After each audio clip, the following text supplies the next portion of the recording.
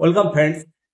একেবারে পুজোর মরশুমে 3% ডিএ ঘোষণা করতে চলেছে কেন্দ্র সরকার তার কর্মচারী এবং পেনশন হোল্ডারদের জন্য। অক্টোবর মাসের প্রথম সপ্তাহে এই বিষয়ে আনুষ্ঠানিক ঘোষণা করবে বলে জানতে পারা গেছে।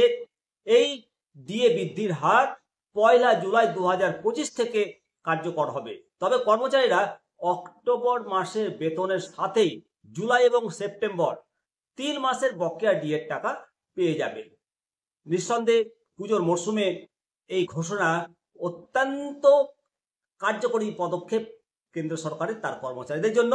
এবং এই ডিএ বৃদ্ধির সাথে সাথে 3% ডিএ বৃদ্ধি পাওয়ার পর 58% ডিএ পাবেন কর্মচারী এবং পেনশন হোল্ডাররা, অবশ্যই কেন্দ্র সরকারের। এবং যেটা সপ্তম বেতন কমিশনের এপিআইসি অর্থাৎ consumer price index for industrial ওয়ার্কার্সের উপর যে ডিএ গণনা করা হয়, এবার এই বৃদ্ধিটি 2024-এর জুন থেকে 2025 সিপিআইডব্লিউ এর যে গড় ডেটা তার উপর ভিত্তি করে 3% ডিএ বাড়ছে।